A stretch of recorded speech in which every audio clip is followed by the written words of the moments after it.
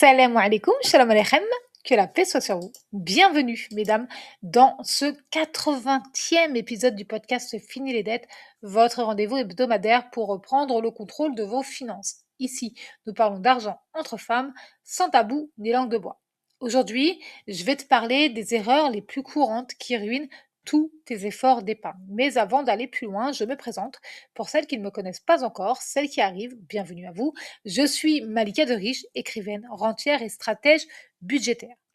Si tu écoutes cet épisode, je suppose que c'est parce que tu as envie de réussir à épargner et surtout d'arrêter de piocher sans cesse dans ton épargne. Si c'est le cas, reste avec moi, installe-toi confortablement, abonne-toi si ce n'est pas encore fait, comme ça tu seras certaine de ne plus jamais rater un seul épisode de ce podcast Fini les dettes. Pense à partager cet épisode et ce podcast à au moins une femme que tu connais. Je suis certaine qu'elle te remerciera et moi aussi parce que c'est très important que les femmes soient toutes instruites financièrement. Cet épisode numéro 80 se compose de 4 parties. Partie 1, qu'est-ce que l'épargne? Partie 2, les erreurs qui ruinent ton épargne. Partie 3, comment ne plus les refaire. Partie 4, bilan de l'épisode et défi de la semaine. C'est parti. Partie 1, qu'est-ce que l'épargne? Si tu es une lectrice du livre Fini les dettes, tu connais déjà les réponses. De plus, j'ai déjà donné la définition plusieurs fois déjà dans certains épisodes dédiés à l'épargne, donc dédiés à ce sujet dans ce podcast Fini les dettes. Mais tu le sais sûrement, j'aime commencer mes épisodes en définissant clairement ce dont on parle pour que ce soit facile à comprendre pour tout le monde, y compris celles qui me découvrent grâce à cet épisode-là, numéro 80. En quelques mots, l'épargne, c'est une somme d'argent dédiée à un projet. L'épargne est une somme d'argent dédiée à un projet. Donc, la partie de ton revenu que tu ne dépenses pas pendant une période donnée. Cette somme d'argent n'est pas détruite immédiatement par une dépense de consommation. Elle peut être conservée sous différentes formes, en liquide, sur un livret ou encore injectée entre guillemets dans un placement ou un investissement. Le choix du support et du mode d'épargne dépend de ce que tu comptes en faire, donc de ton projet. Maintenant que nous avons défini l'épargne, passons à la partie 2 de cet épisode. Partie 2, les erreurs qui ruinent ton épargne. Avant d'aller plus loin, je veux que tu retiennes ceci. Si ton épargne ne tient pas dans le temps, ce n'est pas un problème de volonté. Ce n'est pas non plus une question d'intelligence ou de capacité. C'est un problème de structure. Ici, je vais me concentrer sur les erreurs les plus courantes. Si tu as des questions spécifiques, tu peux me les poser en commentaire sur cet épisode ou me les poser en privé via Instagram. De manière générale, il y a 5 erreurs très courantes que je vois encore trop souvent, y compris parmi les élèves de l'accompagnement Fini les dettes. Tu trouveras le lien dans la barre d'infos. Heureusement, tu peux corriger ces erreurs et ne plus les refaire. Premièrement, alors cette première erreur est commune, même très commune, et quand je l'explique à mes élèves, elles sont souvent très étonnées. La première erreur qui ruine ton épargne, c'est que tu n'as pas de budget.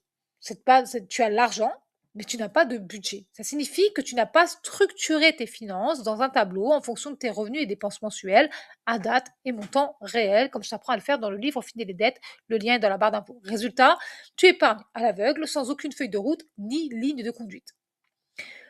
Petit 2. En parlant de ligne de conduite, l'erreur la plus commune, une de seconde erreur des plus communes, c'est que tu n'as pas de ligne de conduite. Je m'explique parce que cette deuxième erreur est un peu complexe. Tu sais que tu dois épargner. Tu as envie d'y arriver, ton projet te tient à cœur, mais tu vis de manière aléatoire. Si bien que tu ne comprends pas ou que tu n'acceptes pas que pour épargner de l'argent, il faut avoir une meilleure hygiène de vie.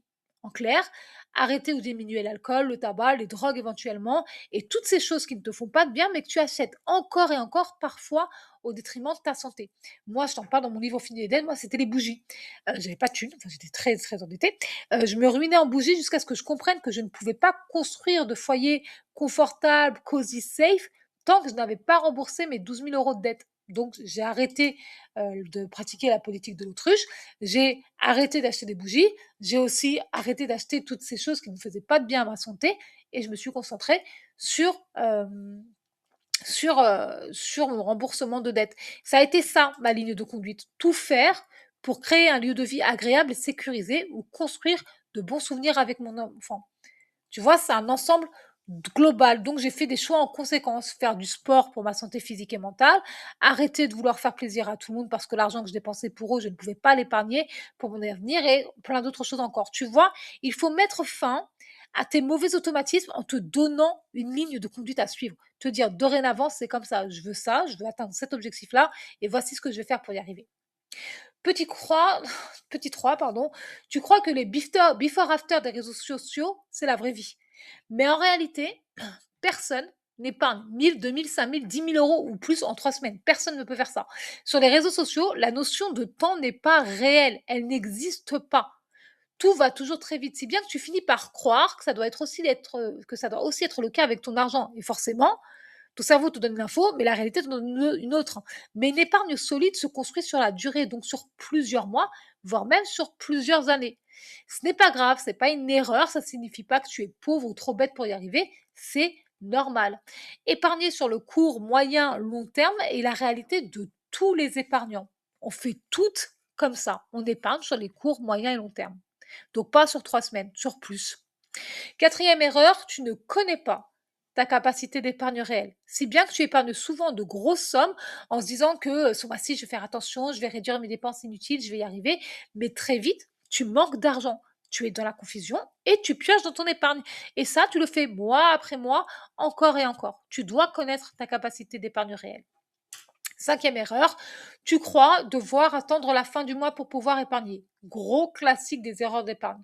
Parce que tu attends d'avoir payé toutes tes dépenses essentielles fixes et variables pour y arriver. Résultat, soit tu n'as plus d'argent disponible à épargner et tu pioches dans ton épargne pour finir le mois, soit tu décides d'épargner quand même et tu te retrouves dans le rouge en découvert bancaire. Maintenant que nous avons passé en revue les 5 erreurs les plus courantes qui ruinent ton épargne, je vais te dire très exactement ce que tu dois faire pour que ça ne se reproduise jamais. Il s'agit d'une stratégie d'épargne, un plan à mettre en place étape par étape et à suivre tous les mois. Cette stratégie d'épargne doit entrer dans ta routine financière.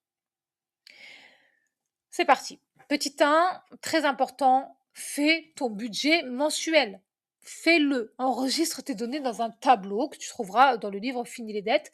Le lien est dans la barre d'infos. Et suis ton budget durant ta pause budget hebdomadaire. Je t'explique très en détail comment faire dans mon livre Fini les dettes. Je viens de le dire, le lien est dans la barre d'infos. Petit 2, calcule ta capacité d'épargne maximale, celle qui ne déséquilibre pas ton budget. Idéalement, il doit te rester au minimum entre une dizaine et une centaine d'euros sur ton compte à la fin du mois, même en épargnant. Garde en tête que tu n'es pas obligé d'épargner le maximum de ta capacité d'épargne. Tu peux décider d'épargner le minimum pour être certaine de tenir sur la durée tout en faisant face aux imprévus de la vie courante. Petit 3, intègre ton épargne dans ton budget mensuel. Tu dois considérer ton épargne comme une dépense essentielle à laquelle tu ne peux pas déroger, comme ton loyer, ton électricité, ton alimentation.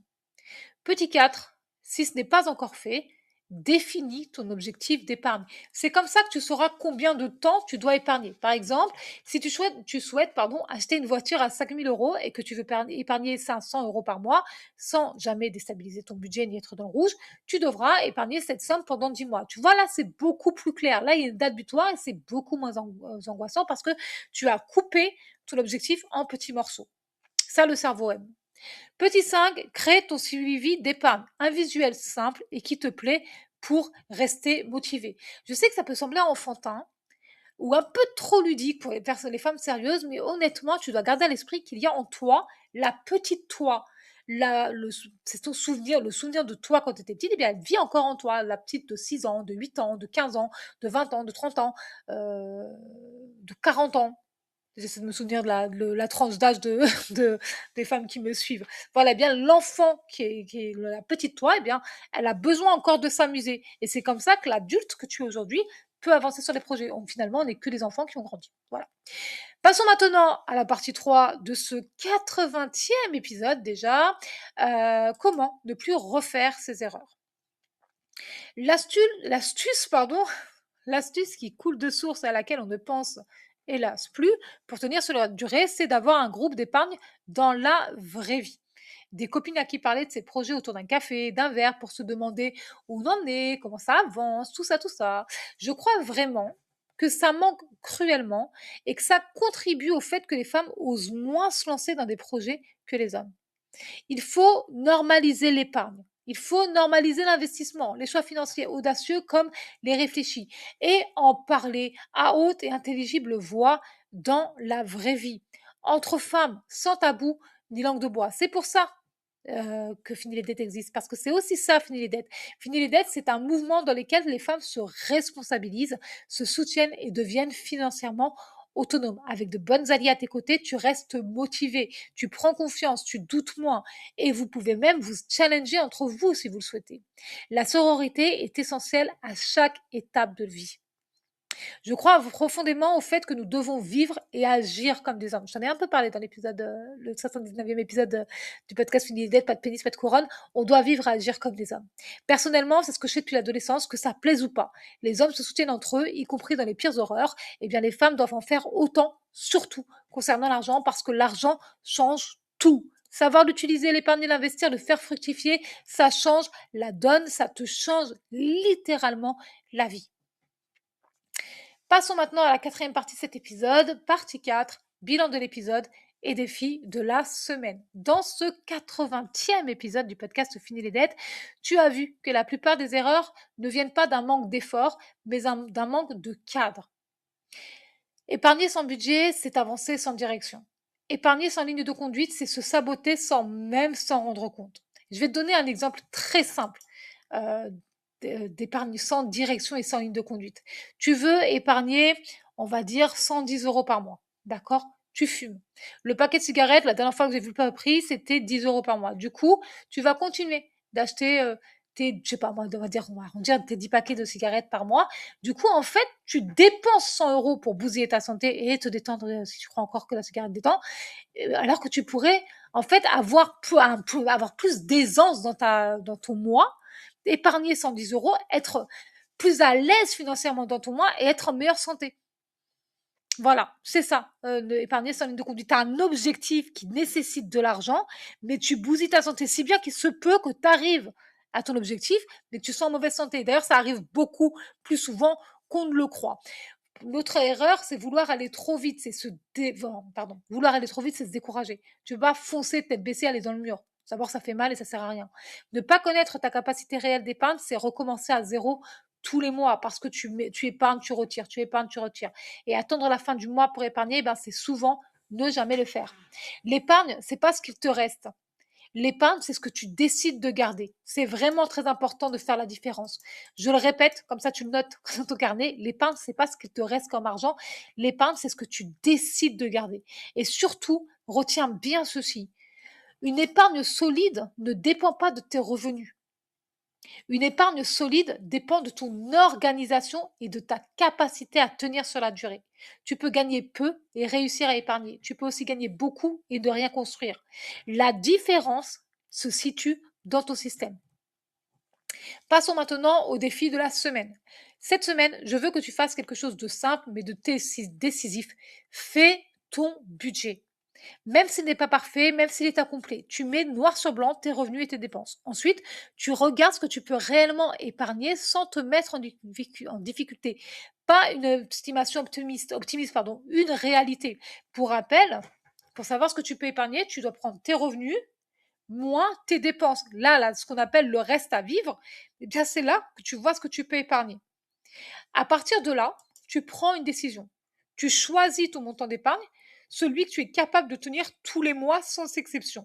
Si psychologiquement tu dis, oh là là, tu peux épargner 300 euros, mais ça te semble énorme, et que même 100 euros c'est beaucoup pour toi parce que tu te fais pas encore assez confiance, ou que tu as des problèmes de santé, ou que l'un de tes enfants grandit et que tu sais très bien qu'il va falloir aller acheter des nouveaux vêtements, des nouvelles chaussures, ou qu'il y a t'es en transition dans une nouvelle saison de ta vie, eh bien tu peux décider de mettre 10 euros, 5 euros ou 1 euro d'épargne.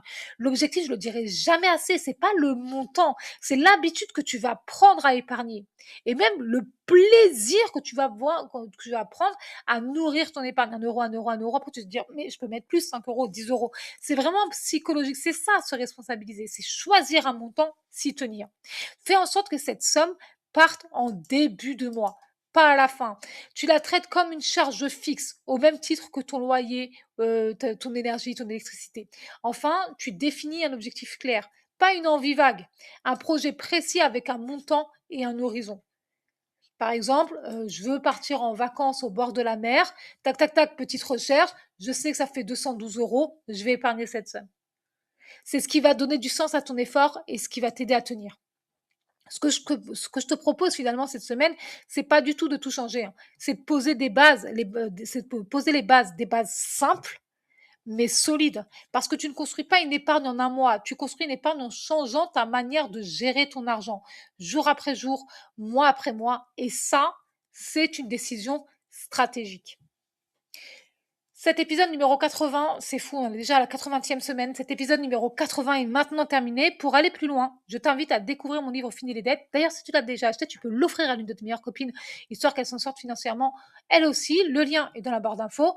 Je dis meilleure copine, mais ça peut être ta mère, ta sœur, ta boulangère ou ta coiffeuse, n'importe quelle femme qui est dans la mouise financièrement, qui ne sait pas comment s'en sortir. C'est le cadeau qu'il lui faut. Le lien est dans la barre d'infos. On se retrouve mardi prochain, ici même à 14h. En attendant, prends grand soin de toi et de tes finances et n'oublie pas, la réussite est entre tes mains. Bye bye!